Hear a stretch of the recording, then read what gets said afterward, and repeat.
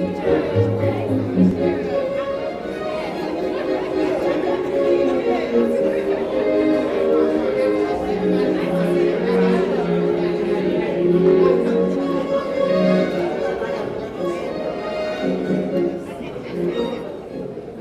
morning, everyone. Good morning. And welcome to Halsey Hall here in the Virginia Historical Society.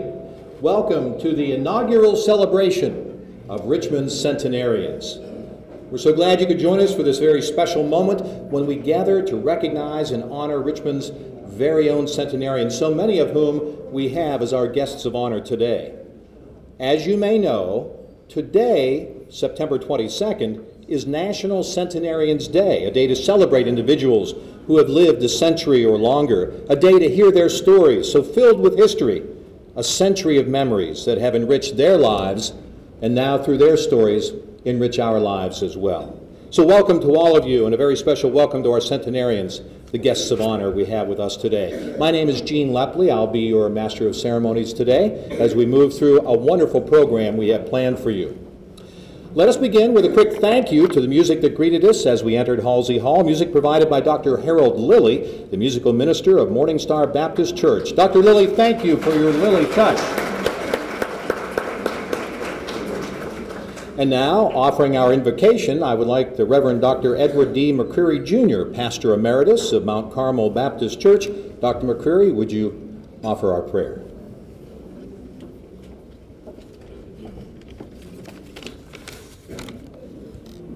Let us pray. Gracious God our Father, the giver of things good and perfect, the architect of the universe, we ask thy richest benediction upon the mayor's inaugural centenarian celebration. We gather in this historical place to honor seniors, and we are grateful to Mayor Jones and city officials for this gala, for these distinguished senior citizens who are indeed seasoned spices, forever young. May they continue to live lives that flow like palm trees in Miami, Florida, and as deep as the cedars of Lebanon in the Bible. Lord, keep them fresh and full of vitality. This prayer we pray in the name of the great I Am. Amen.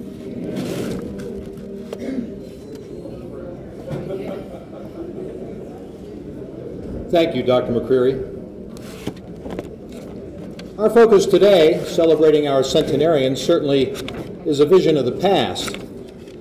But we also find ourselves in modern-day Richmond, a vital, vibrant city, one that is built on its past and now provides a place for its residents to realize their dreams of the future. Leading that effort so effectively for the last almost 4 years is our mayor, Dwight C. Jones, the official host of today's celebration. So please, would you welcome the Honorable Dwight C. Jones.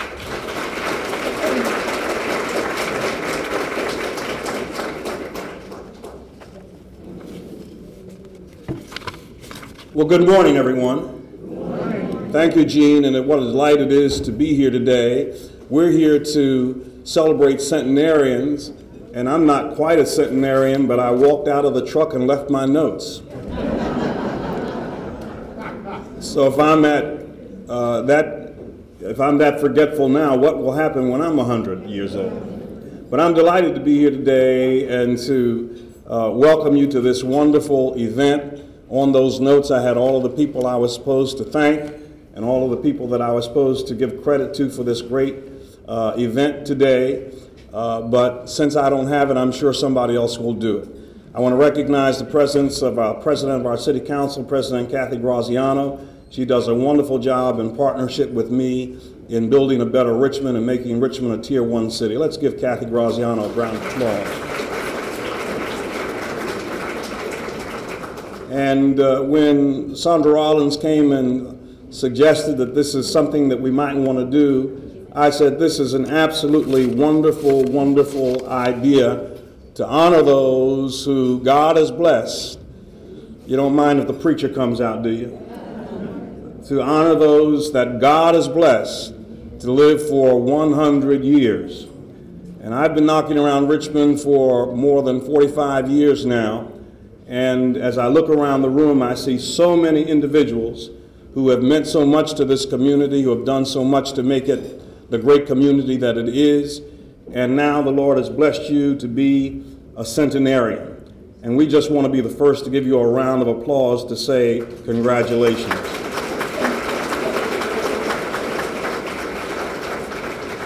I look around the room and see so many that I would love to acknowledge personally, but I have to acknowledge Letty Madison because she taught me at Virginia Union. And also Ruby Bryan taught me at Virginia Union. They're here today. The first church I pastored was Westwood Baptist Church, and that great invocation that was given by Dr. Edward Daniel McCrary, who still has it. Yeah, give him a round of applause. We both pastored Westwood, and we came into contact with the Lamberts there, and Mrs. Lambert is being honored here today. A member of my own congregation, Vashti Kearney, is being honored here today.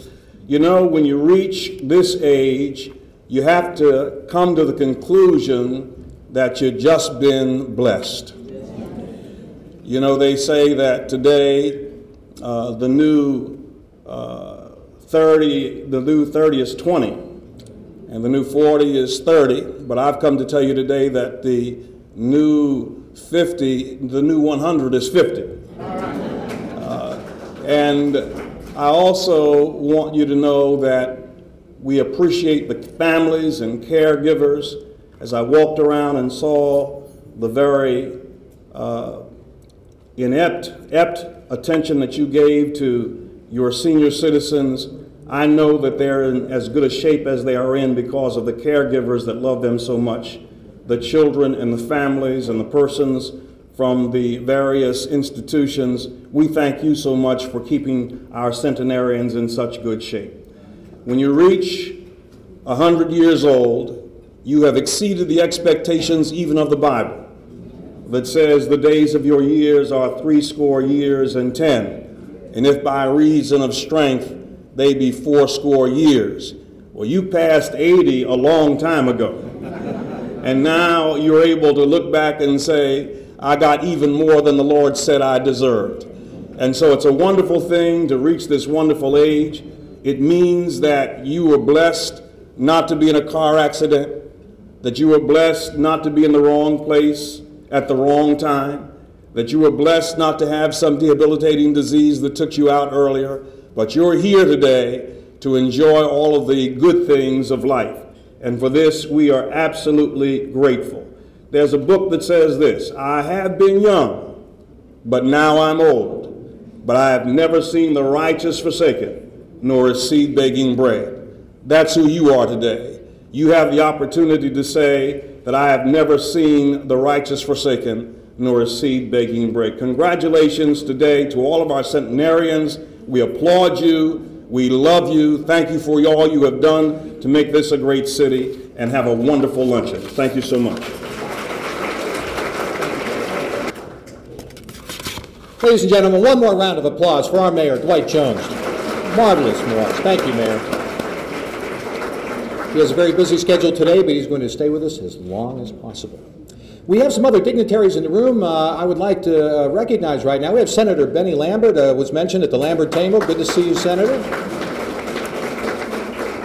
We have a representative from Congressman Bobby Scott's office in Keachie, George Winkler, right here in the center of the room. Thank you for joining us. And of course, we also have our Council President, Kathy Graziano, here as well. She will be making remarks now. Ms. Graziano has been a resident of Richmond's 4th District for some 4 decades now. As a matter of fact, her grandchildren now play in the same Forest Hill Park that her children once played. She was elected to council 8 years ago, now serves as its president. Please welcome Richmond City Council President, Kathy Graziano.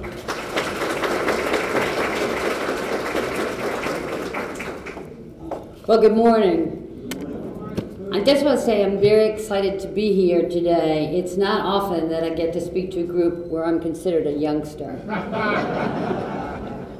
And I want to thank all the people who put this together today, and especially Mayor Jones, for being so supportive of this event and being so supportive of all city business and events. I think the mayor has done a great job in the past 4 years, and I think he deserves another round of applause.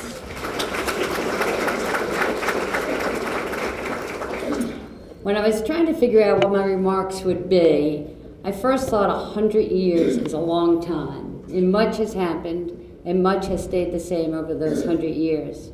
Going back in history, in 1912, lifesavers were invented. The Girl Scouts were founded, and someone thought of the bright idea of traffic lights. The changes that have occurred since 1912 are amazing. When the Centenarians, or 100-year-old people, were born, most folks didn't have a phone or a car, and many did not even have indoor plumbing. TV had not been invented, and the idea of riding on a plane was ridiculous. In their lifetime, all this has changed, and you have even seen a man walk on the moon. In 1912, you waited for the mailman to deliver news from friends. Today, we send emails or text, and all we get from the mailman are little envelopes with windows in them, which means you owe somebody money. What has stayed the same is family and its importance. On a personal note, I never knew my grandparents. How wonderful to be able to share knowledge, experience, and love with not only grandchildren, but great and maybe even great-great-grandchildren. Your loved ones are very, very fortunate. Seniors are the foundation and core of every community, and our city is honored to have the benefit and experience of all its many senior residents. And actually, we have 127 residents between the ages of 98 and 109. I think Richmond must be a really good place to live. President Abraham Lincoln once said, "It's not the years in your life that count, it's the life in your years." And I hope your years have been and continue to be filled with love, family, happiness, and satisfaction. May we all have the opportunity to be so blessed. Once again, congratulations on behalf of Richmond City Council and all Richmonders. Each of you is indeed a living treasure and a testament to a long and healthy life. And I thank you for having invited me to be here, and the best of luck to all of you. Thank you. Thank you so much, Kathy Graziano. We'll move now from our city dignitaries to our state dignitaries with a welcome from the Commissioner of the Virginia Department of Aging and Rehabilitative Services, James Rothrock. A native of Martinsville, Virginia, Mr. Rothrock has been an advocate for those in need in the Commonwealth for more than 40 years, and now, as the first Commissioner of the Department of Aging and Rehabilitative Services, Mr. Rothrock leads the agency's efforts to provide and advocate for the highest quality service for vintage Virginians and those with disabilities, so they may lead full lives independently and with dignity. Please welcome Commissioner James Rothrock. Thank you, and a great good afternoon to all of you. I bring you birthday greetings from our Governor, Bob McDonnell, and my boss, Dr. Bill Hazel, who are very excited about the opportunity to see so many people continuing to be so vibrant in our Commonwealth. I'm fairly new to the Aging Network. I was appointed as an interim commissioner at the Department for the Aging about 2 years ago. And one of the first things I said was, what do we call the people we're serving? I'm 63, I'll be 64 next month. I really don't like being called old. Don't like much being called aging. Elderly, not much better. Senior, I've been a senior 3 times already, once in high school and twice in college. So I didn't like that. So I went in my office and got my staff together and I said, okay, come up. They couldn't come up with any name. So I went in the dictionary and started looking up words. And since I do like wine, perhaps too much, I landed on vintage. And I looked it up and it said classic. I like being classic. So I coined the term that Gene mentioned in my introduction, vintage Virginians. I like being a vintage Virginian. I don't like being an old.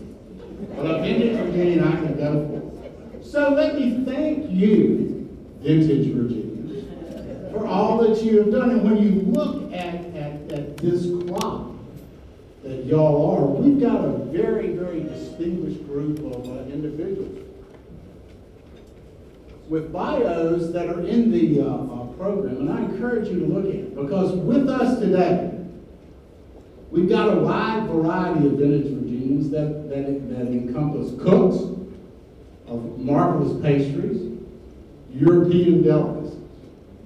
We got Doug Wilder's teacher, I want to talk to her, Maggie Walker's colleague, and my favorite all-time senator, Benny Lambert, one of his family and close advisor and mentor, a money manager with the city of Richmond, 2 World War veterans, an expert in needlepoint, a professional seamstress, a pianist, a singer, and a songwriter, a friend of Vincent Price. Remember the weird dude from the 60s in the Scary Movie? A pioneer in social work at the Mayor Records. Authors, community organizers, back when it was okay to be a community organizer. School dietitians, nurses, and a wild lady that came down from New York that still likes to dance. What a great group of folks you are. And as far as a vintage Virginian, and if you look at the class that you referenced, like a fine, fine wine, you have aged to perfection. And if I had a good glass of wine, I would toast you. But since I don't, happy birthday to you all, and thank you. Many, many happy returns. Ladies and gentlemen, Commissioner James Rothrock. A century, 100 years, imagine what it was like in Richmond back then. We have come from the telegraph to the telephone to mobile phones to the internet, from horse and buggies to the automobile to the airplane, the jet plane, and now moon landings and a space shuttle, as well as the space station. But what was it like back then in 1912 or earlier when our centenarians were born? Well, to help us get a sense of that time and place, what it was like back then, the Valentine Museum has sifted through its archives of images and other mementos of Richmond. And here to share them with us is Valentine Richmond History Center tour guide, Margot Stegmeyer. Please welcome Margot Stegmeyer.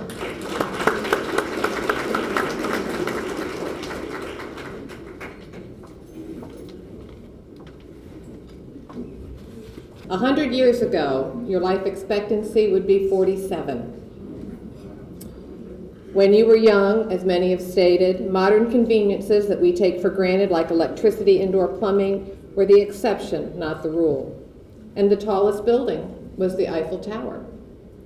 So what did Richmond look like 100 years ago? The Capitol Square was a place to gather for information and for rallies. WRVA didn't start till 1924, the first radio station. You would get your information in years past by gathering at the bell tower that's on Capitol Square that was built in 1824. You might walk around and enjoy the equestrian statue that was built in 1858. Shopping. You didn't buy things on the internet, and you didn't necessarily have a car to do that. You would go to the market. You might have had a horse-drawn carriage. 1909, a little older than 100. And this is what your parents would have done for you to get the food you needed to enjoy at your table. The train station, built in the late 1800s, was the Grand Dame of the center of Richmond. But of course, Shockoe Bottom has always been plagued with floods.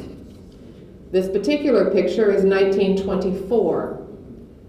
I remember, though, Camille and Agnes in 69 and 72, and how we couldn't get across the river. But the earlier floods would take out the Mayo Bridge and take that downriver. You had your streetcars, and they were, in 1888, the first electric streetcar. Now, those of you that come from other parts of the country, You might have had a streetcar pulled by a horse. You might have had a streetcar with a cable underneath, as in the cable cars of San Francisco. But Richmond was the first electric streetcar with the troll above your head connecting to the power lines. Monument Avenue began in the middle of a tobacco field, just planned out. And the great view far west, I think this is an awesome picture, the vastness with just a few high-rises sprinkling the horizon. But we also put statues on Capitol Square. But look across the street from behind that statue. That is the Ford Hotel, and then a corner of the old City Hall, which at that point would have been City Hall. Shopping along Broad Street, people gathering, lots of activities, and the Jefferson Hotel. Doesn't look like that today, does it? That's seen from Franklin Street. The Jefferson Hotel has had many lives, being built in the late 1800s and then having a couple fires, one early on in the 1900s and being rebuilt, and then in the 40s having another fire, then going through some downturn, and then what we see and enjoy today at the Jefferson. This is on Cary Street. We've got vehicles on the streets now, not necessarily horses. We've got the paved roads. We still have our rain. But we have lots and lots of people gathering. And for leisure activities, theaters begin to crop up. The Bird Theater. Now look at the marquee. I don't know if you can read that marquee. They're showing the Al Jolson Mammy of 1930, a musical drama. And then we have some other theaters on Theater Row on Broad Street. Leisure activity became more part of our lives in the early 1900s, and of course now we still enjoy the many theaters that we have. But the center of the city was vibrant with activity and people. But when I look at this picture, I still think of Richmond's humidity. Yeah, we still have our heat. What we call Old City Hall today, when I give a tour, I actually like to call this there was an old City Hall. This one was built, the first City Hall has been torn down, then this City Hall, and then of course the new City Hall that your business operates out today. And this is the view you get from the current City Hall if you go to the observation deck and look over. So what's what I call the Eiffel Tower of Richmond, the current City Hall, because you can go up to that observation deck and get one of the best views, aerial views of the city. Back 100 years ago, most women washed their hair only once a month, and they used borax and egg yolks. Antibiotics, plutonium, insulin had not been discovered. There was no Scotch tape, sticky notes, crossword puzzles, canned beer, or iced tea. So I hope you enjoy your iced tea.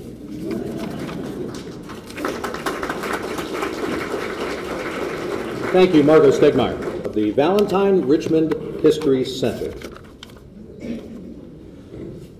Well, the salutes to our centenarians continue. This time it will be of the musical variety. We are going to offer you a musical salute. Please welcome the Senior Connections Choral Group under the direction of Anthony Williams. Gentlemen, ladies.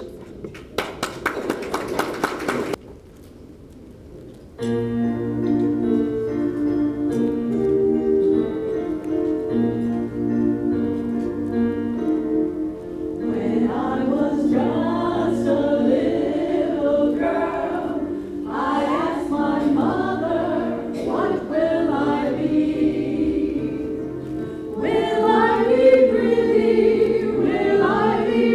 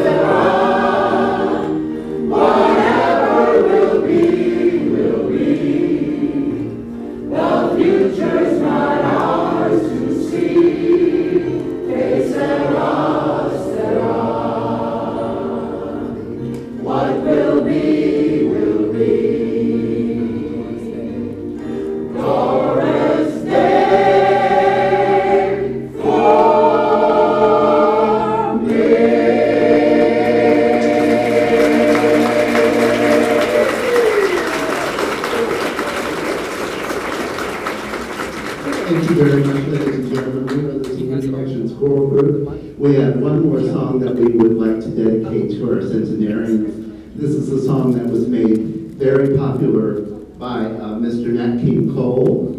And since we are singing before lunch is actually being served, we thought that this would be an appropriate choice.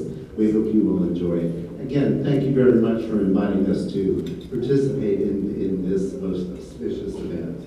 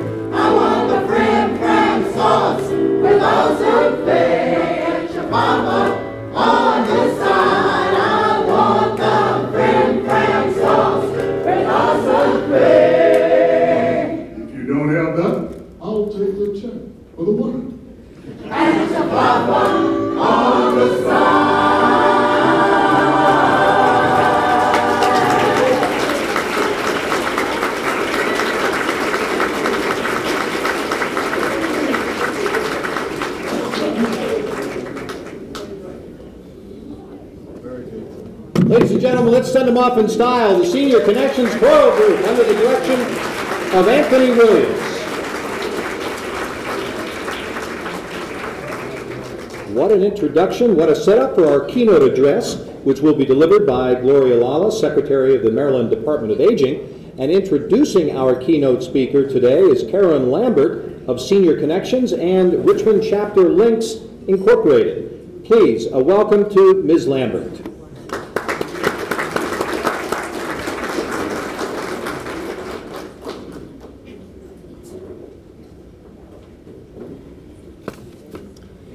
Good afternoon. It is my pleasure to present to you Gloria G. Lala, Secretary of the Maryland Department of Aging.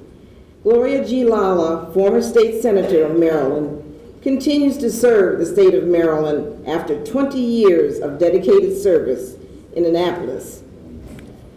A native of Newberry, South Carolina, Secretary Lala was appointed Secretary of the Maryland Department of Aging in February of 2007 by Governor Martin O'Malley.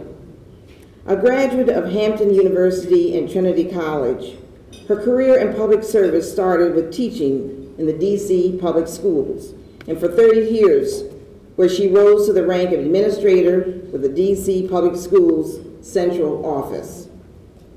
Secretary Lala served as a member of the Maryland House of Delegates from January of 1987 until January of 1991, representing District 26 in Prince George County. She was elected state senator in November of 1990 and was appointed to the Maryland Commission of Aging in 2002. In addition to serving in the Maryland legislature, Secretary Lala was a federal liaison for the Office of External Relations at Bowie State University from 1995 to 2007. Her legislative prowess and leadership are legendary and are listed in detail in your program. Secretary Lala is married to John, her husband for 50 years, and the mother of 3 and the grandmother of 6. She still resides in Temple Hills, Maryland. And without further ado, it is my pleasure to welcome Secretary Gloria G. Lala. Good morning, Richmond. Boy, am I impressed, Mr. Rothrock. I've been down here to his office, but this is really over the top today. So let me start out just by first telling the mayor what a wonderful city you have here in Richmond. And I was introduced to Richmond in 1956 when I came up on the train, and then I had to transfer and go down to Hampton to go to college. I took another little train down there. So I have a lot of friends here in Richmond from those days. And then, of course, my daughter was so impressed with Virginia. She went to UVA, and we took the little granddaughter down there the other day. So we Marylanders just love Virginia. But you know that I'm from South Carolina. You didn't know that. So first, let me stop and just say to Ms. Jones and Dr. Watson and the Senior Connections and just everybody who's had something to do with putting this program on, thank you. This is beautiful. Just a beautiful, beautiful program. I bring you greetings on behalf of our Governor, Martin O'Malley, and our Lieutenant Governor, Anthony Brown. Now, Martin O'Malley is 49 years old, and Anthony is 50 years old. And Anthony called me the other day, and he was kind of worried because he was 50 years old. I said, well, you've got a long way to slide. Got a long way to go. And if he were here today, I mean, boy, could he learn something. So it is indeed a pleasure to be down here. I was just telling Jim how nice it was just to cruise down here, Miss Graziano. It just came on down 95 with nothing in the way. Now, you know, that's a miracle right there. We came on down here. So again, I say good morning to you. I've said good morning to the mayor. You have a wonderful mayor, certainly your county councilwoman, and Ms. Leppi, who is your MC today, and everyone who's at the table with me this morning. I greet you. It's wonderful to be here in the Old Dominion today. I mean, after all, we're sort of like kissing cousins. I do shop in Virginia because I only live across the Potomac River. What can we say? So it's wonderful to be here to celebrate and pay tribute to the city of Richmond's treasured centenarians. And of course, this recognition ceremony is a wonderful opportunity to honor one of the greatest achievements of life, the gift of longevity. Now, what I did when I first came in, I started going around to visit with the centenarians and talk to them and touch them. I think it's something magical about that. I remember once I was in Newberry, South Carolina, and I was at my girlfriend, and she said, you know, Dad's got to go in the hospital overnight for some tests. I said, oh, really? I just arrived my first night. I said, I wonder if I could sleep in his bed. And she said, yes. And I did, because he was 103. That's where I spent the night, in his bed. So I'm pleased to be here with my colleague and friend, Jim Rothrock, who is the Commissioner of the Virginia Department of Aging and Rehabilitative Services. And you are indeed fortunate to have Jim on board here in Virginia. He is fabulous. He's a fabulous leader. Now, we worked together most recently because he and Dr. Thompson from Washington, D.C., our other peer in the tri-state area, we came together and we had this program at National Harbor. Now, if you haven't been up to Maryland across that river, remember I told you I come over to Virginia all the time to shop. So I'm inviting you to cross the river, cross the Potomac River, and you're going to see this fabulous new city called National Harbor. Has anyone in this audience been to National Harbor? Oh, wonderful, wonderful. And you can tell your colleagues to do the same. You know, I'm not lying, right? It is fabulous. By the way, when you get on that bridge, the Woodrow Wilson Bridge, you're in my former state senate district, and National Harbor was my special project. And I thank God I lived to see it built out. It is indeed fabulous. And the next thing you might see after November elections is a beautiful casino and resort sitting right on the hill there as you cross the Potomac River. So I know you'll be coming up. I'm not worried about that. You will be up there.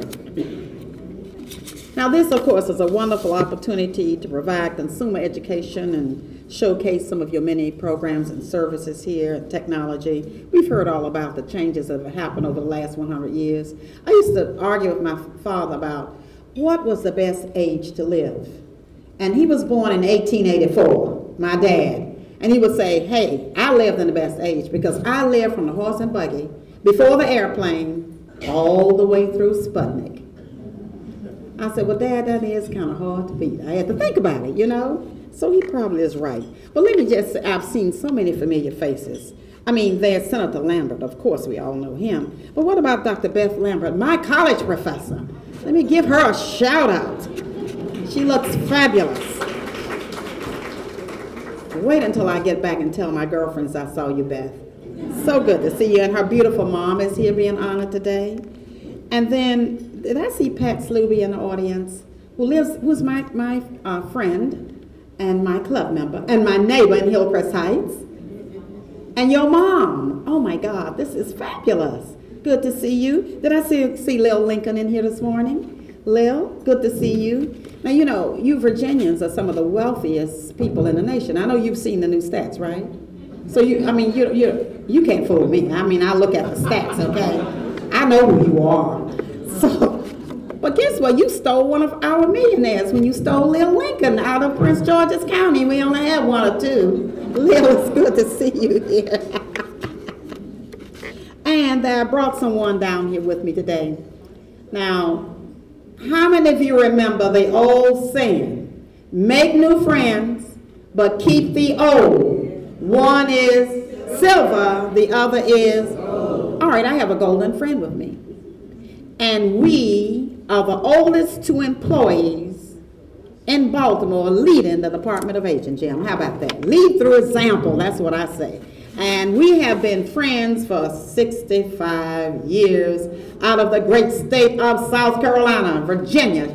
She is your name, by the way, state of Virginia. Virginia Carter, stand up and raise your hand back there.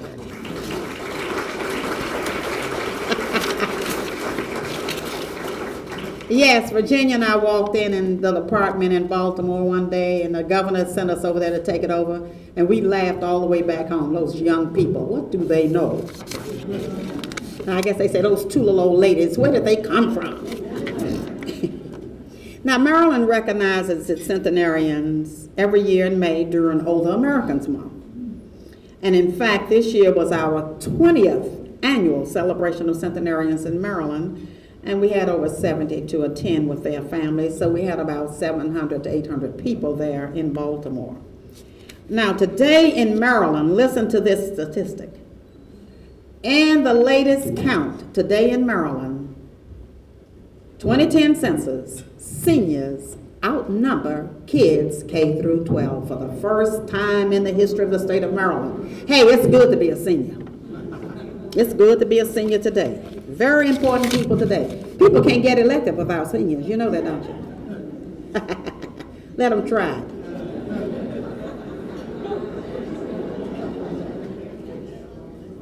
Well, you know, until recently, living to be 100 years of age was considered to be a rare phenomenon. That has changed over the past years. So many more throughout our nation will be reaching the century mark. Now, I'm going to say this to the city councilwoman. The mayor is gone. What you all are going to have to do is find some more money for the seniors.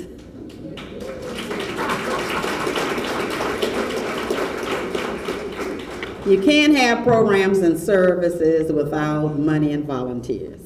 In fact, Willard Scott received so many requests to recognize centenarians on his NBC famous Today show that he's unable to fulfill all of the requests. Now that is indeed something. Now, do you remember, maybe you don't, but when I was a little girl down in the country in Carolina, they would talk about this guy named Methuselah. You remember that? I was fascinated about this. You know, if I don't remember anything else from the Presbyterian Church, I remember that name, Methuselah. They'd talk about him. And what do we say, Virginia? 900 and what? 69 years old. That's right, 969. Methuselah. Well, according to the latest U.S. Census figures, today there are over 96,000 centenarians working their way up to 969. So that's hope for us, Jim. Now, if you look across this planet is growing older. It's not just here in America, not just here in the United States. I mean, if you look at China and Japan, well, you would think that because the Asians, we always say the Asians do what? What is it about them that we think makes them have this long life? It's the way they what? Eat. Oh, yes, the way they eat. And of course, their special attention to hygiene. Now, isn't that interesting? So could their longevity be related to the way they eat? Or perhaps the way they treat their elders? The way they treat their elders with such great respect. It's something for us to think about. Now, when one looks at the greatest percentage of centenarians per capita, however, it is in France. France, bonjour. Now, could it be the red wine and garlic? Do we know about that? Red wine and garlic. Okay? Have you ever noticed how many comedians live to a ripe old age? What about old George Burns? Remember George Burns? He lived to 100. He was once asked how he kept in such great shape. Now, you know he would always have something funny to say. He said, junk food. He said, at my age, I need all the preservatives I can get. Uh-oh. What about Bob Hope? Bob Hope passed away at 100 years old in 2003. You remember Bob Hope? Ski slope nose? He said, you know, you're getting old when the candles cost more than the cake. Yes, indeedy. This is becoming the age of centenarians. We are beginning to look upon our centenarians as beacons, guiding us to a new, longer-lived life. I'm looking forward to it. You heard about me sleeping in Mr. Charlie's bed. And I've been walking around this room interviewing the centenarians and talking to them, trying to find out what is it that's so special that got them to this place in time. So more and more people are realizing that they're able to influence lifestyle factors that can lead to a healthier and longer life. In fact, if you were to look at the ads on television, my goodness, it's a whole marketplace out there. And they have their sights on aging well, aging in place. Jim, that's what we call it, being happy, living a fulfilled life all the way to the end. Well, baby boomers coming of age, the older adult population is expected to double. Now in Maryland, age 60 and older is projected to increase from 1 million today to about 1.7. Now Maryland is one of those mid-sized states, right in the middle of the other states. So by 2030, we will be, I guess, about 18 to 20% of the population, those of us who consider ourselves seniors.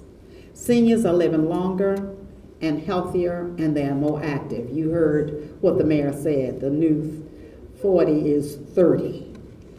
Fortunately for us in Maryland, not all 1.7 million seniors will need assistance. But the one thing that Jim and I do know, and this is a nationwide effort from HHS, from CMS. It has to do with those big insurances. It has to do with us having a debt here in the United States. We are trying to reverse that trend. We know as we grow older, we have many more needs, and our health care costs are much higher. So we are encouraging prevention. We're encouraging people to age in place where you are happiest and not to go into nursing homes. We have lots and lots of programs and services to assist families and seniors to stay in their homes if they are happy there. And we will bring those services and programs to you. So, you know that Jim and I are committed. We are committed to ensuring that our older residents live with choice, dignity, and independence. Choice, dignity, and independence. I commend all of the caregivers here today and the families who have taken such good care with so much love of our seniors who are here. Now,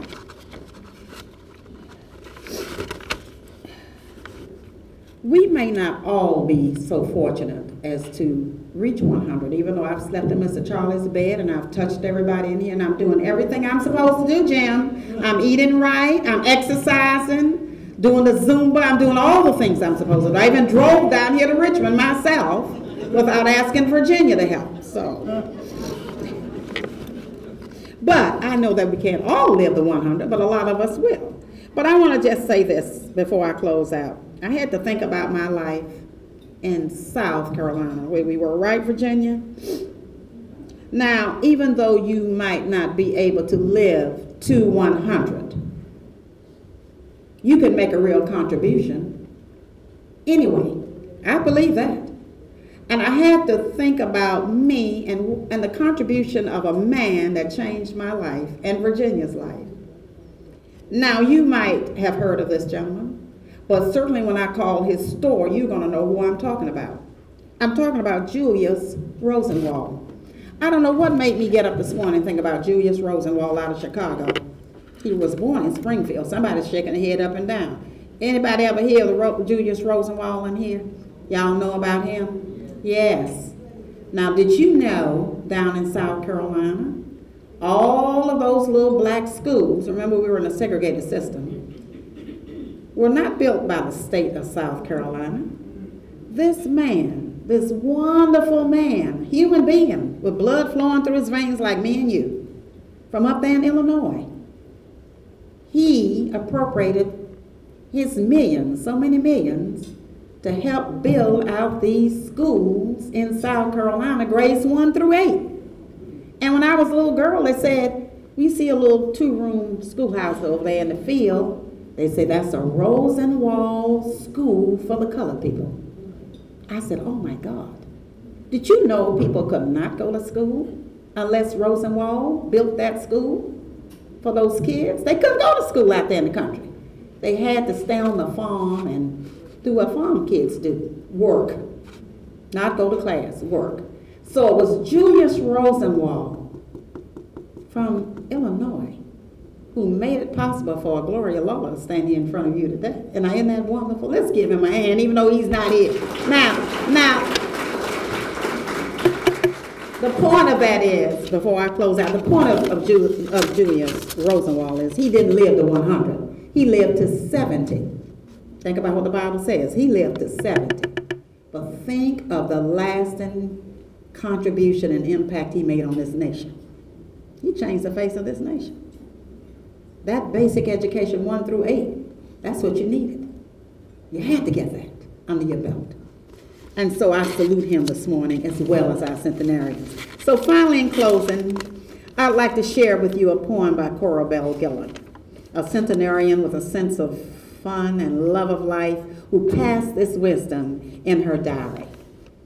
Age is the top of the mountain.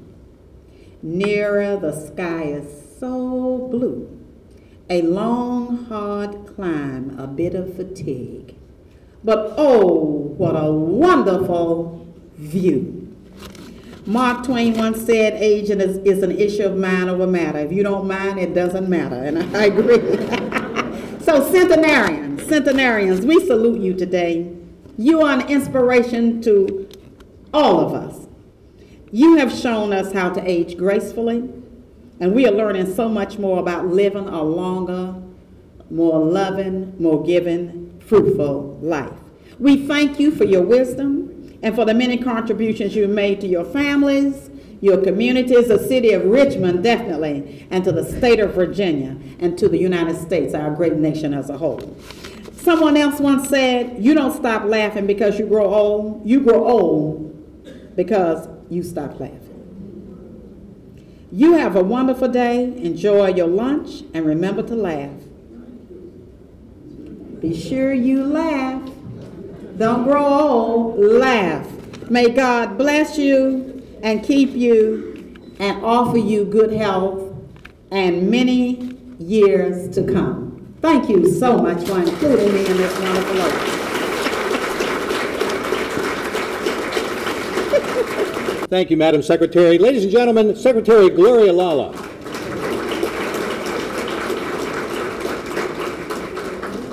We are now going to salute our centenarians with a culinary salute. We're going to have some lunch now. And joining us for lunch, I see on the side of the room is our Councilwoman Ellen Robertson. Councilwoman Robertson, please stand. Let us greet you. Thank you so much. And I'd like to call on the Reverend Dr. McCrary to offer grace.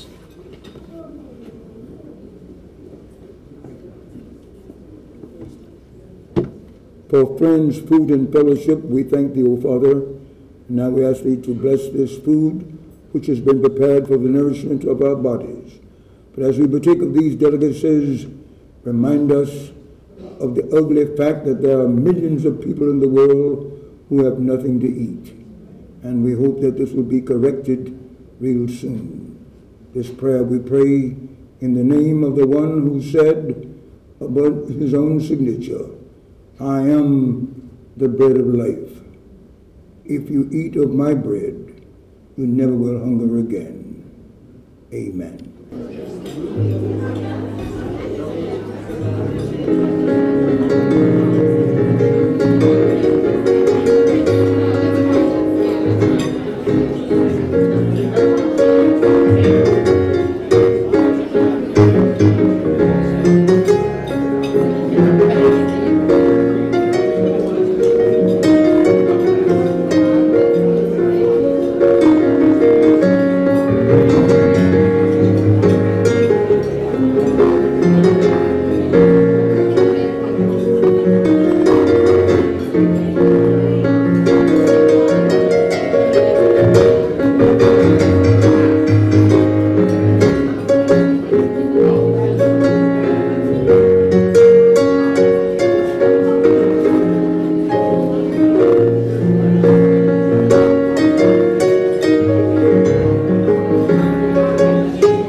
Ladies and gentlemen, Dr. Harold Lilly.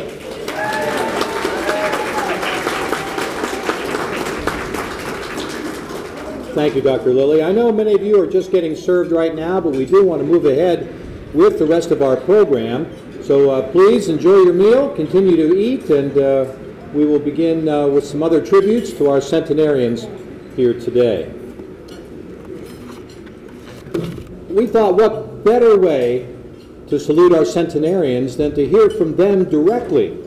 So in the prior weeks, we have gone out and interviewed a few of them to get their ideas of what life has been like this past 100 or 100 plus years, and to understand what the secret may be to their longevity. So please enjoy our video.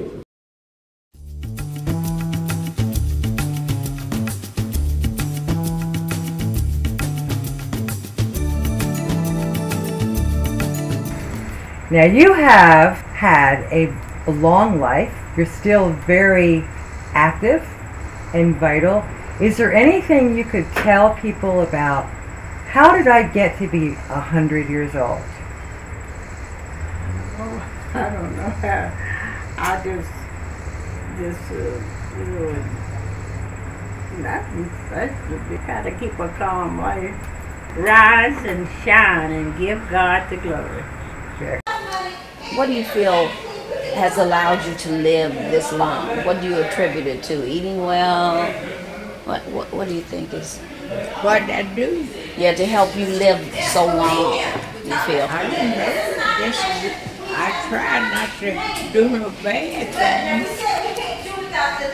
My grandmother used to take me on, we'd go to church and take me on the log and sit down and teach me. Oh, okay. She was a missionary. You never see her without her Bible.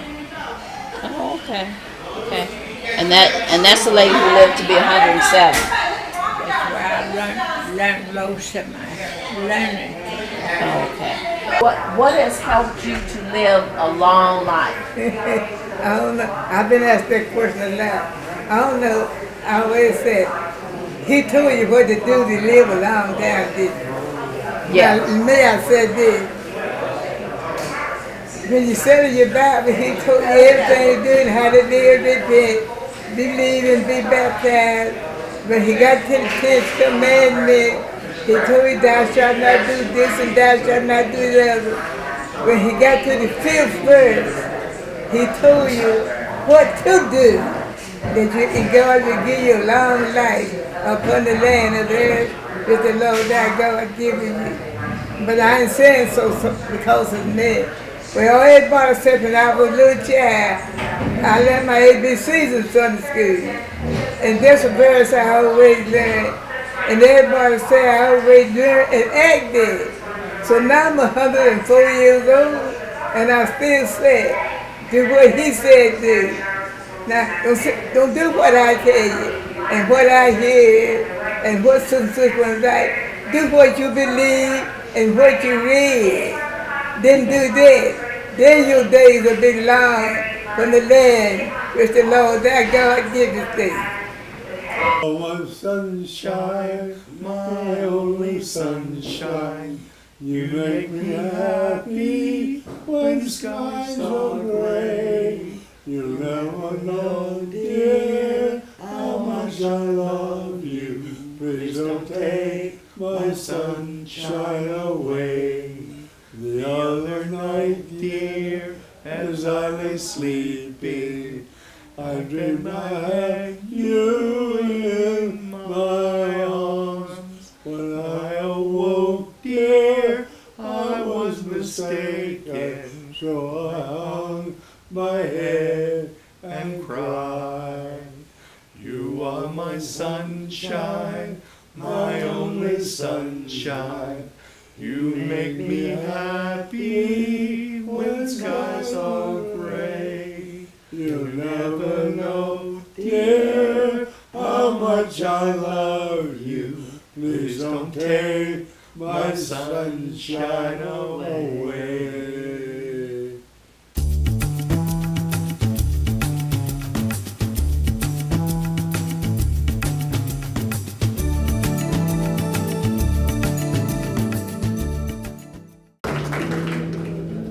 Valuable words of wisdom from 4 of our centenarians. And now we would like to acknowledge each one of our centenarians. You have short biographies in your program, but we're going to be offering a few different insights as well as to their life and times.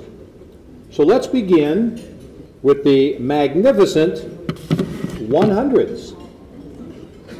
First up, Laura Catherine Mountcastle, affectionately known as Kitty, was born November 9th, 1911. Mrs. Mountcastle's husband was an avid fisherman, which is why the family spent much of their time on the lake fishing. Once while fishing, though, she was the one who received a trophy fish citation when she caught an 8-pound, 1-ounce largemouth bass. Mrs. Mountcastle does not attribute one particular reason for her longevity, but says of herself that she is living as I live each day, and that is with a positive outlook on life and having a deep love for her family, friends, and faith. Moving on, Edna Ibsen was born December 1911. She survived beatings received from the Germans in a concentration camp in Jewish ghettos during World War II and attributes her longevity to the will of God and her strong desire to survive. She believes family is very important and loves Richmond because all of her family is here. Her fondest memories are of celebrating Jewish holidays before the war and the wedding of her only son, Jay, because it represented to her the rebuilding of their family. Catherine L. Tolton was born June 25th, 1912. She attributes her longevity to having fun, staying busy, and loving people. To Today she continues to play Scrabble, visit with her church friends, go to parties, and watch Law and Order. Mrs. Tolton dedicated her earlier life to helping people, and due to an experience with one of her sons who was having a difficult time in school because of dyslexia, she helped to develop programs in the Richmond community for other children with dyslexia. Mary Johnson James was born May 13th, 1912, and loves to cook and bake and is quite exceptional in the kitchen. Each year at Thanksgiving, she continues to cut fruit and prepare her fruitcakes for Christmas. And with a little help, she bakes pound cakes and other holiday desserts. The family still fights over her lemon meringue pie. When asked about what she loved most about Richmond, Mrs. James stated the closeness of her family. She attributes their love and support as two reasons for her longevity. Thelma LaRoche Carter was born May 16, 1912. She remembers fondly shopping at Thalheimer's and Miller and Rhodes. She was also known as the Hat Lady by friends and neighbors because of her stylish dress and the hats she wore with them. Although Mrs. Carter was born and raised in Richmond, Virginia, she had a love for traveling and over the years has visited many other parts of the United States. Mary Frances Warden Lambert was born July 29, 1912, and has been described as a real Southern Richmond lady. Having spent her entire life living and working in the Richmond area, Mrs. Lambert enjoyed traveling to Europe and loved to take pictures of family gatherings. During her interview for this event, Mrs. Lambert spoke extensively about her children, as well as her 17 grandchildren, 12 great-grandchildren, and 2 great-great-grandchildren.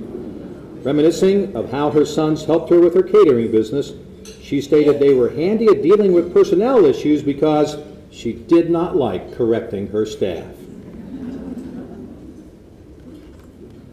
Welford G. Good was born November 28, 1911. He has smiles and laughter for all who came into his presence.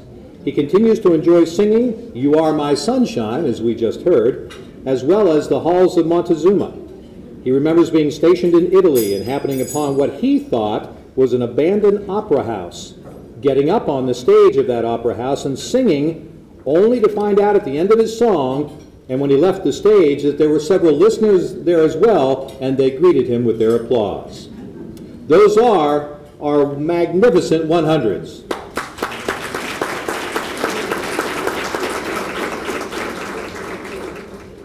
Now let's move on to our Super 101s. Virginia Lee Verlanda Jordan was born January 10, 1911. Her fondest memories of Richmond are shopping on Broad Street. She loves pretty clothes and particularly loves shopping at her favorite store, Thalheimer's. Mrs. Jordan never expected to live to 101. Fortunately, it runs in her family. Her mother lived to be 98. She also attributes her longevity to taking care of her health and living a clean life. Julia Perkins was born July 28, 1911. She says the secret to her living to the age of 101 has been to enjoy everything.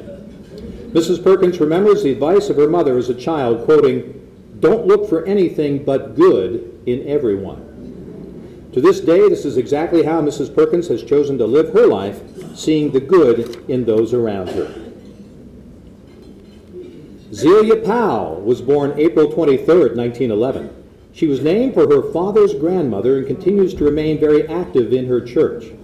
Her fondest memories as a child growing up were when her father would load up the family in a horse-drawn wagon to go to church. It didn't matter what the weather was like, they all went every Sunday. Her father would get her special hats to wear in church, and she continues to love hats today. Fred Kawaje was born April 10, 1911. He is the proud father of 4 children and 5 grandchildren. His fondest memories are of having children, and they have been a blessing to him. He says his secret to longevity is living a good life, depending on the Lord, and not harboring bad feelings toward others, but placing them in the Lord's hands. Kathleen P. McKinney was born February 5, 1911. When she was asked what she loved most about Richmond, she stated she loved going downtown to visit the shops. Her favorites were Miller and Rhodes and Thalheimer's. She continues to live in the home she has resided in for 63 years. Mrs. McKinney attributes her longevity to her faith in the Lord and laughter. She loves to read and stated her favorite book is the Holy Bible.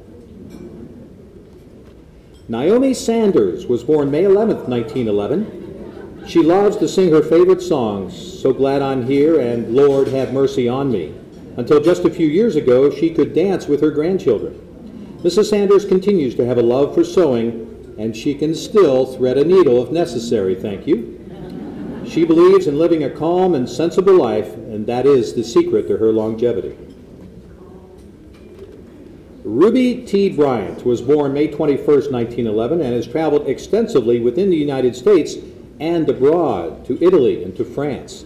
She was especially fond of Paris and enjoyed the culture and had an opportunity to see Josephine Baker perform in person. Mrs. Bryant attributed her longevity to taking care of herself by eating balanced meals, and she even continues to prepare her meals today, making sure her plate is always colorful.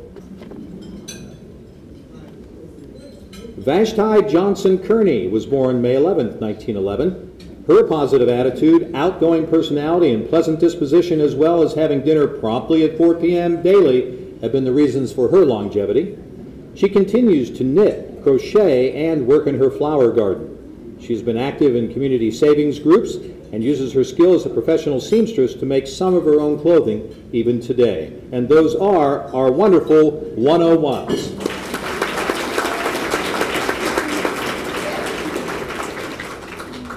Now, let's add a year and recognize the great 102s. Harriet Willingham Carter was born September 24th, 1909. She attributes her longevity to, quoting, "nothing but the grace of God," and her fondest memory is when they could do the tango and dance to her favorite songs. Mrs. Carter's Bible has been her favorite book, from which she has drawn most of her life's inspiration, and it has been a guide for the choices in her long life. Robinette Corrine Robinson was born December 26, 1909. Her favorite song, "Lord, Give Me a Heart Like Thine," can be an anthem to what she attributes to her longevity: being kind to people, helping them when you can, and never having a fuss or an argument with anyone. Ms. Robinson stated that if you know someone is hungry, feed them. Mary Agnes Lucas Winston was born June 25, 1910. She is an accomplished pianist and singer. Recently, she was recognized for over 50 years of service that she has provided to her church, First African Baptist Church. Mrs. Winston is glad to have lived long enough to witness her cousin, former Governor L. Douglas Wilder, become the first African American governor, and President Barack Obama as the first African American president. Although her walks are now limited, she continues to cherish Richmond for its ample quiet parks, scenic James River, and friendly people. Naomi C. Taggart was born May 12, 1910. She attributes her longevity to working hard, treating people fairly, not smoking or drinking, and always getting her rest, something she and her sister Ethel McDaniel took to heart.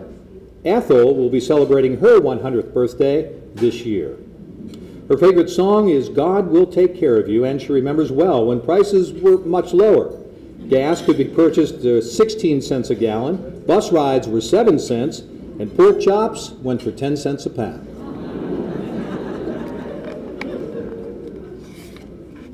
Those were our 102s. Congratulations to them. Now, moving on to our one incredible 103, and that is Letty Marie Coleman Madison, born September 16, 1909. In her leisure, she enjoys reading and the opera. She loves all hymns. She recalls encouraging a former student of hers, Mayor Dwight C. Jones, with the words that God had something special for him to do right here in Richmond. Her fondest memories are of her grandson, Reverend Cleveland Mallory, visiting her as a child. Mrs. Madison attributes her longevity to always knowing that God has something special for her to do in her life. Congratulations to her as our incredible 103. And finally, amazingly, we will recognize our fabulous 104s. Agnes Cheatham Hudgens Flournoy was born November 22nd, 1907. Although busy throughout her life, she attributes her longevity to attaining her achievements in moderation and having a sense of humor and always enjoying a daily nap. Her favorite song is Personality by Lloyd Price, and she once loved to dance the jitterbug. Today, Miss Flournoy's personality continues to be one of moderation even while she is on vacations in Florida. She enjoys reading romance novels by Nicholas Sparks, doing puzzles, and watching the television shows Wheel of Fortune and Jeopardy! Esther Elizabeth Wilkins was born July 29, 1908. Her fondest memories are of spending time with her family in the mornings during breakfast before the hustle and bustle of the day. She says there was always a feeling of warmth, happiness, and belonging that would put a smile on her face and help her make it through the day. She remembers having a wonderful relationship with her father and was proud to be his daughter. And finally, Ophelia Austin Battle was born May 12, 1908, is known affectionately as Big Ma to her loved ones. She feels she has led a blessed and full life, being able to live long enough to enjoy her children, grandchildren, and great-grandchildren. Her favorite song is Amazing Grace, and she attributes her longevity to having a relationship with God, going to church, and doing good things. She states her grandmother lived to be 107 and has an example to her of how to live a life by obeying God's laws. Congratulations to all our centenarians here today.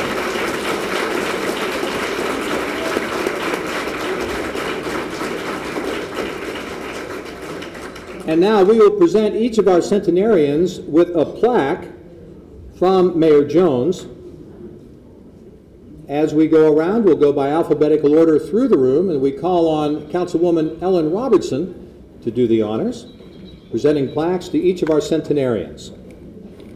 The plaques read, "The Honorable Mayor Dwight C. Jones proudly recognizes the recipient as a City of Richmond, Virginia centenarian, presented on September 22nd, 2012 at the Mayor's Inaugural Centenarian Celebration." And that represents all our centenarians here. One more round of applause. And thank you, Councilwoman Ellen Robertson. Thank you.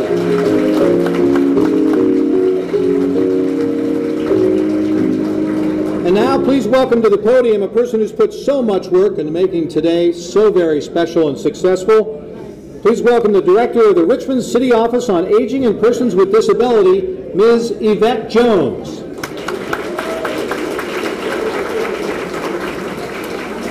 Good afternoon, and congratulations, centenarians. Thank you so much for being here today. What a wonderful celebration of life we have witnessed today as on this National Centenarians Day. This event has been a testament to the nationwide growth of older adults who are living longer, healthier, and leading active lives. I'm so honored to have been a part of this inaugural event as we celebrate 19 lives here today. And that's an honor to have 100 and older people in the same room at one time. So let's give them all another round of applause. In the planning of this event, I've had an opportunity to meet many of the centenarians and come to know their families very well. And I just wanted to thank you all for allowing us into your homes and rearranging your schedules. We truly appreciate all of the cooperativeness that you provided to us in this process. And honorees, I salute you for making the effort to be here. I know sometimes it's not very easy to get out and get dressed to come to events like this, but thank you so much for being here. I salute you. And to the family members, thank you for being, you're the unsung heroes, truly the unsung heroes.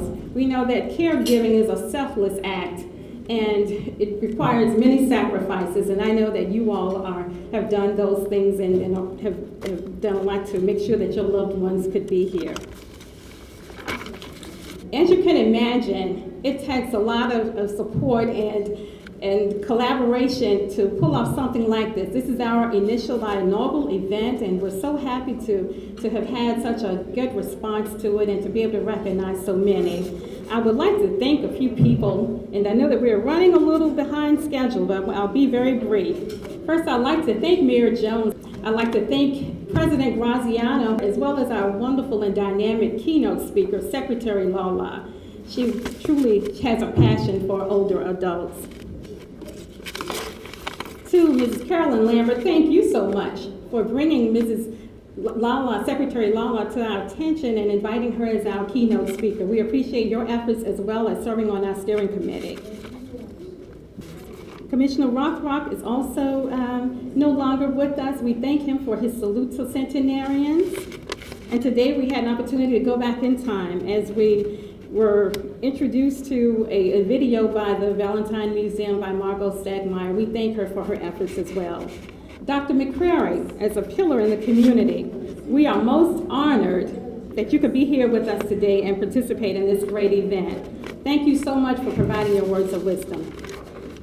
Now, just to introduce you to our steering committee, I would like each of them to stand as I call their names. Dr. Thelma Watson, she's the Executive Director with Senior Connections, the Capital Area Agency for Aging. Dr. Watson always avails herself to support city programs and support seniors in this area. Thank you, Dr. Watson, for all of your support. Next, I'd like to recognize Sandra Rollins, President of the National Caucus and Center on Black Age, who's also one of our sponsors today. Thank you so much for your support. AJ Hosteller, who's the Public Information Director for the Department on Aging and Rehabilitative Services, could not be here with us today, but we thank her for her contributions as well. James Brooks, Associate Director for the AARP Virginia. AARP is also one of our sponsors, and we thank James for his support and the great work and advocacy AARP does. Tracy Gendron. Tracy is Assistant Professor and Director of Community Engagement with VCU's Department of Gerontology. Thanks, Tracy, for eagerly embracing this project and allowing your students and staff to contribute to this. Also at this time, I'd like to recognize Dr. Ann Williford, who's the chair of VCU's Department of Gerontology, for allowing her staff and students to be a part of this event. Jay White, would you please stand? Thank you for all of your coordination as well. And would all of the students that participated in the interviews please stand?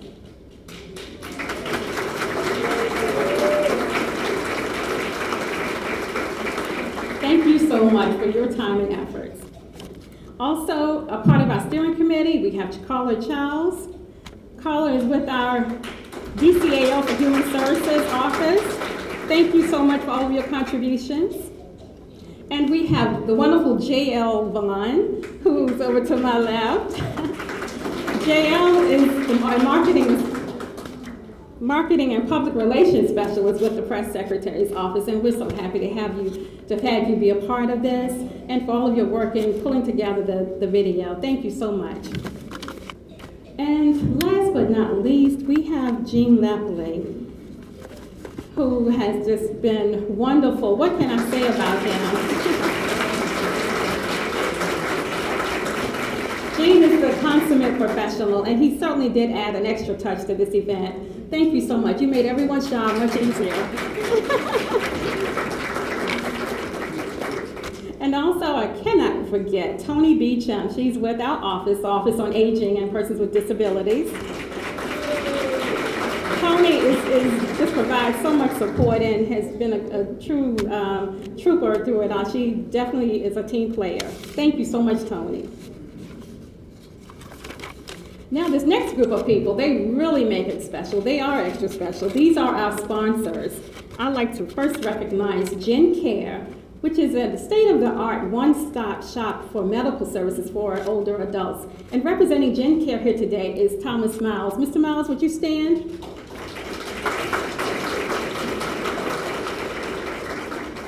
AARP, represented by James Brooks, whom you met earlier. Perry Insurance Agency, Walmart, Scott's Funeral Home, and the wonderful Mr. Richard Lambert, whose mother we're also recognizing today. His wife is here. Thank you so much. The National Caucus and Center on Black Age, represented by Ms. Rollins, who you met earlier. We also like to recognize GRTC. Representing GRTC is Isaac Wright and Marshall Avent. They stepped up and provided transportation for those centenarians who needed transportation today, so thank you so much. Also for the beautiful flowers that you see, Coleman Brothers Florists. And the awards that were given out, we must thank Bunkie Trinity Trophies. We were very fortunate to have two wonderful photographers who were just there, were extremely flexible with us and really understood the population in which we were dealing with, and they made themselves available. And they are Joe Gendron, who's over to my right, and Rudy Powell. Mr. Powell, thank you so much. Every event has a super chief volunteer, and our volunteer is Mr. Charles Barker. Mr. Barker, would you please stand? Thank you so much for all that you do. I'd also like to thank Cynthia Moore with the Virginia Historical Society and her staff for making this venue available and being so cooperative and working with us. We'd like to give a special thanks to our AV people through Visual Aids Electronics. Thank you so much. And finally, I'd like to thank our caterer, Mr. Dwayne Street, with Catering at its Best. Thank you, Mr. Street. Thank you so much. Therefore, in closing, I will turn it over back to Dr. McCrary for our benediction, and I'd like to thank you all for your presence and joining us as we celebrate this on this special occasion. Thank you so much.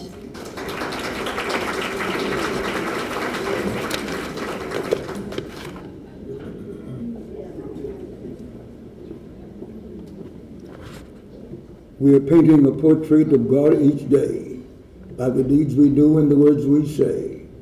Men are looking at that portrait, whether false or true. For it is God's portrait as painted by you. Dismiss us now with thy presence, Lord. Let us feed upon thy truth. And all the malice that is within us, forgive, and help us for others live. These blessings we ask in thy name. Amen. Amen.